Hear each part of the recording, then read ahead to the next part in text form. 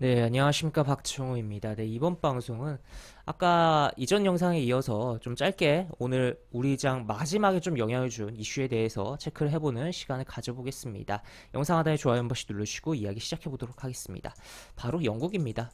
영국의 우리나라 증시를 보는데 참 여러 가지를 좀 봐야 되고 또 이해를 하게 되는 부분이지 않나 싶은데 어쩔 수가 없습니다. 사실 우리나라가 이제 약간 중간적인 느낌이 있는 부분도 있고, 중간재 수출이 많다 보니까 반도체 같은 경우도 그러고, 여러 가지 부분이 있다라고 볼 수 있겠는데, 그러다 보니까 글로벌 경제에 대한 부분에 굉장히 민감하게 반응하는 부분이다라고 체크를 해볼 수 있겠는데, 일단 막판이에요. 막판에 영향을 준 부분이다라고 하면은, 일단 메인적인 영향은 이제 이전 영상을 좀 보시면 되겠고, 막판에 영향을 준 부분 바로 영국이다.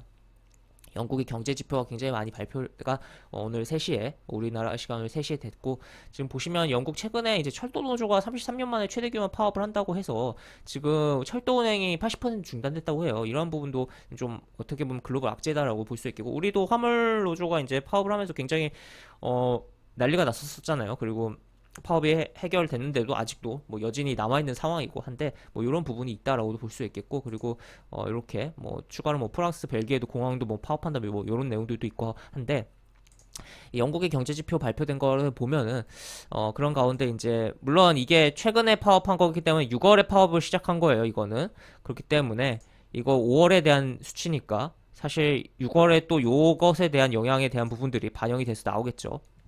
그래서 일단은 보시면 5월 요 물가에 대한 부분을 체크를 해보면 소비자 물가 지수가 9.1% 예상치대로 딱 나오긴 했는데 그래도 높다라는 거죠. 그래도 높다라는 거. 지난달에 발표했던 것보다 소폭 지난달에 발표했던 게 요거거든요.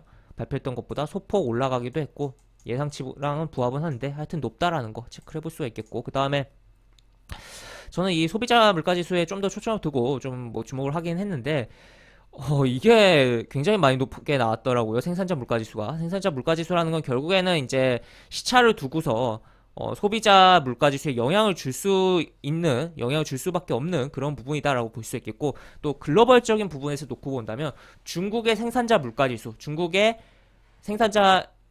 지수가 몇 개월의 텀을 두고 미국의 소비자 물가 지수에 영향을 준다라고도 볼 수가 있겠습니다. 왜냐? 중국은 글로벌 약간 공장 역할을 하는 국가이고 또 미국은 글로벌 소비 주 소비 국가로 볼 수 있는 부분이기 때문에 그런 부분이 있다라고 볼 수 있겠고 뭐 여담으로 또 추가로 이제 중국의 소비자 물가 지수 같은 경우 워낙 돼지고기의 비중이 높다 보니까 딱히 뭐 중요하게 볼 필요는 없다라고도 체크를 해볼 수가 있겠네요. 그래서 하여튼 이 지금 보시면 생산자 물가 지수 뭐 두 종류가 있는데 이렇게 지금 다 높이 예상치보다 높이 나왔다라는 거 체크를 해볼 수 있겠고 이 여기서 이제 갈려서 좀 이 산출 생산자 물가 지수 같은 경우 실제로 이제 팔린 부분을 가지고 산출해서 만든 이제 생산자 물가 지수다라고 볼 수 있겠고 투입은 말 그대로 이제 들이부은 거 부으면서 만드는데 생산하는데 표현을 들어간 부분을 가지고 이제 물가 지수를 산정한 거다라고 보시면 되겠는데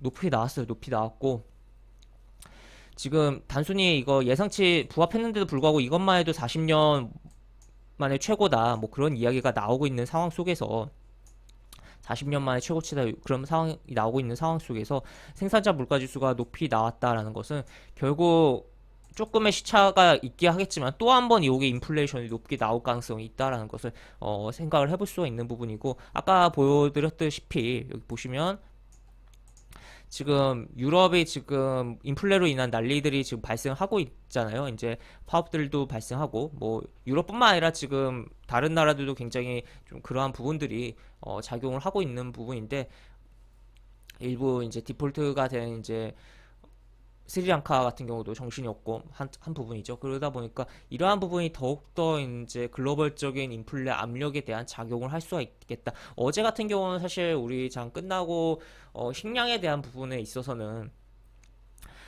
식량 선물 가격에 대해서 꺾이다 보니까 이제 식량에 대한 부분 정점이 온 거 아니냐 그런 이야기도 나오긴 했었어요. 하지만 이 선물의 흐름과 이제 실물이랑은 시간차가 분명 발생한다는 거죠. 그리고 선물 같은 경우 이제 투기적인 그런 자금 거래도 분명히 있다 보니까 아직 이제 식량이라든지 뭐 여러 부분에 있어서 지금 불안한 부분이 있고, 그러다 보니까 이러한 부분이 물가 상승률에 대한 부분으로 작용을 하고, 결국 그런 것들이 시장에 안 좋은 영향으로 또 긴축의 빌미로 작용하는 부분이 발생하고 있다라고도 볼 수 있겠습니다. 그래서 이 부분이 이제 우리 증시 오후 3시 이후에 좀 반영이 되면서 증시를 끌어내는데 조금 영향을 준 부분이었다라고 볼 수 있겠고, 영국의 이러한 부분이 우리 증시에 뭐 그렇게 크게 영향을 주냐라고도 할 수가 있을 것 같아요. 하지만 영국의 중앙은행이 뭔가 발언을 지난번에 했을 때도 그것이 이제 바로 미증시에 영향을 주고, 그러면서 그게 연쇄적으로 우리 증시에도 영향을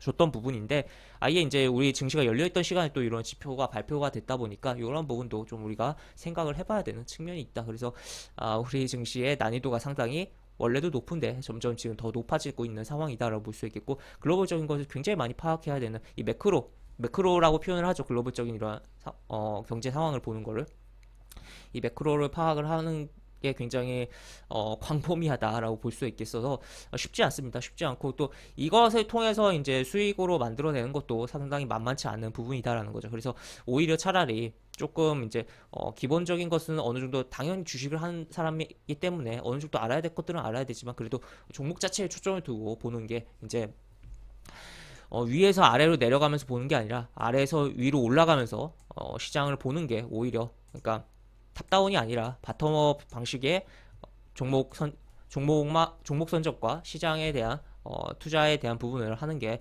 좀 더 개인 투자자들이 덜 머리 아프고 좀 더 롱런하는 방법이 아닐까라고까지도 좀 생각을 해볼 수도 있겠다라고도 볼 수 있겠습니다. 그래서 일단은 워낙 지금 뭐 민감한 시기이기도 하고 시장이 불안정하고 하다 보니까 좀 더 많은 경제적 정보를 얻을 필요는 있지만, 전반적으로 그런 게 결국에는 리스크 관리에 조금은 도움이 되겠지만 정말 크게 도움이 될 것이냐, 그리고 그게 다 돈으로 연결될 것이냐라고 봤을 때는 물음표를 던질 수 있다는 거죠. 그래서 좀 더 기업의 본질에 집중하는 거 어떨까에 대한 이야기도 좀 드려보는 상황이다라고 볼 수 있겠고, 하여튼 뭐 오늘 3월 오후 3시 넘어서 이게 좀 영향을 줬던 부분이었다. 그리고 이제 유럽 증시가 열릴 텐데, 유럽 증시에 이러한 부분이 반영되면서 유럽 증시가 어느 정도 어떻게 움직이나에 따라서 또 그런 부분이 또 미증시에 연쇄적으로 작용하고 한 바퀴 돌아서 내일 우리 증시에 영향을 줄 것이다 라고도 정리를 해볼 수가 있겠습니다. 네, 이렇게 볼 수가 있겠고, 영상 하단에 보시면 설명과 댓글 부분에 동일한 링크가 들어갑니다. 이 링크 타고 들어오시면 제가 운영하는 무료 카톡방으로 입장을 할 수 있고, 입장하시면 여러가지 장주 시황 관련 코멘트, 속보 관련된 부분, 여러가지 부분들 올려드린 부분이 있으니까 이 부분 참고해 보시면 주식하시는데 많은 도움이 되지 않을까 싶습니다. 이상 박정호였습니다. 네, 감사합니다.